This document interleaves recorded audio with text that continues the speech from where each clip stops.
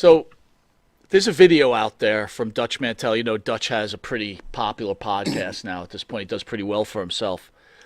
Right. You guys Good for are him. you guys are an iconic tag team, but in one of Dutch's videos, Dutch says that Stan or Steve as an individual really weren't getting over.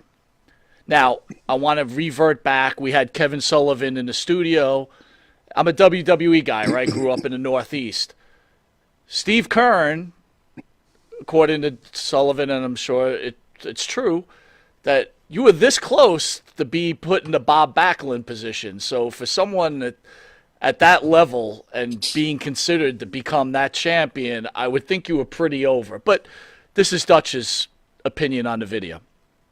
And he says, you really couldn't draw a dime together alone, but when you got put together, it was gold.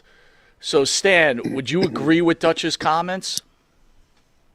Well, yes and no. I mean, before the Fabulous Ones started, I was the Georgia junior heavy single. I had the U.S. Junior championship belt that I took over to Japan for 5 weeks. I wrestled against Fujinami in the Salt Palace main event. So I would, maybe if you're going to compare me or Steve to big singles guys like Hulk Hogan or Stone Cold or something, yeah, I would say I am lower. But I mean, speaking of mid card guys, to me Dutch was always a mid card guy, and I like Dutch. I'm not trying to knock him. Dutch did some booking. I never was interested in booking, but as far as on the card, I mean, pot calling the kettle black. Steve, your thoughts on that comment? Sure, I got an easy one. Here's my whole thing about wrestling. Wrestling is an opinion.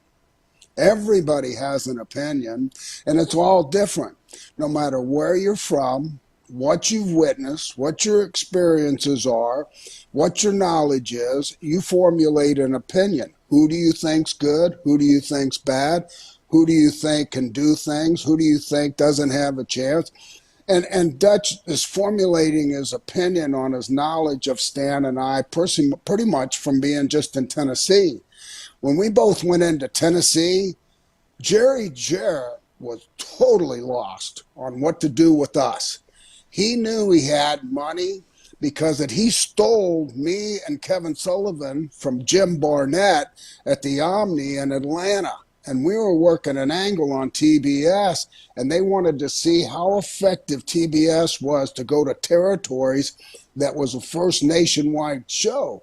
And so Kevin went first, and then I followed into Tennessee. Well, one of the things I'd already heard about Tennessee was you don't want to go there. You'll never get over Lawler or Dundee.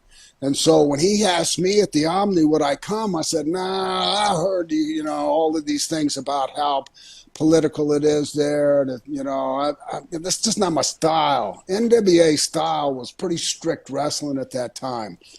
Now, like Stan, I had held the world junior heavyweight title and dropped it to Fujinami and Sapporo.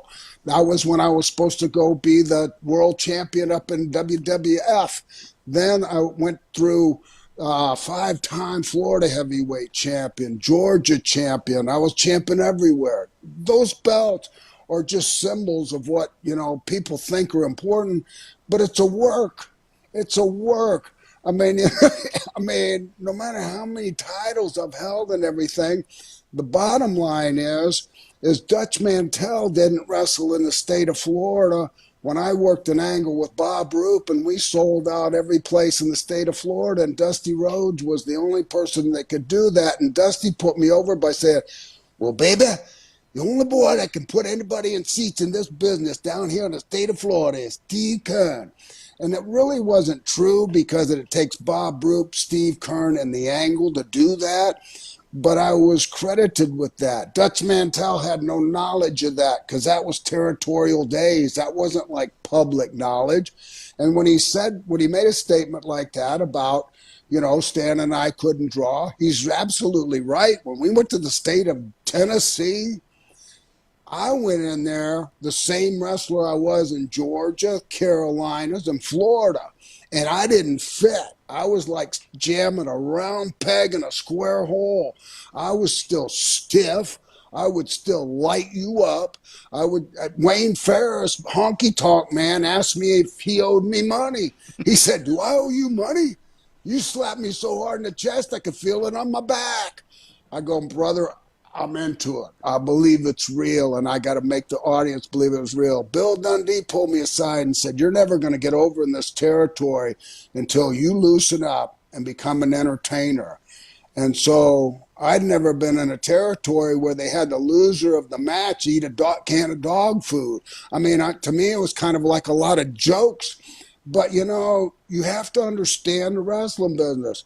Just because it's your way doesn't mean it's their way. So you have to be a chameleon. You have to change colors. And exactly what I did. And I went from a serious wrestler to all of a sudden now I'm doing midget high spots. I mean, people loved it. But it was almost like the psychology was there is they want to laugh and have fun. And then when they turn up the heat, turn it up. And then that makes them mad at the heels, and then the baby faces come back. And the advantage Stan and I had, first of all, wasn't Stan and I. It was the right characters, the right time, and we had the right person that really supported us, which was our foundation, Jackie Fargo. He was over so strong in that territory that if Stan and I would have just been the fabulous ones with no Fargo history, we'd have probably had heat for the way we look. We're the only two guys in the territory that worked out. And we were cute. And when we were men, we weren't little boys. So we would have had heat. But because we were Jackie Fargo and a remake of the fabulous Fargos, who was over like Rover, we got over. And we didn't have heat. I mean, and guys like Dutch and other guys will always have their opinion. But what I see is a sad case, sometimes a jealousy of things, and it's just something that happens, and it's common. And sometimes people say, well, they can't do this, can't do that. He's right, but he's not really given the credit right. And he's got a bad reputation for his opinion on a lot of things anyway. So, Well, Steve, besides wrestling, Dutch also cures cancer and builds rocket ships. I don't know if you know about that. He knows about everything in the he world. embellishes a lot of stuff. No, he should be president of the United States at this point.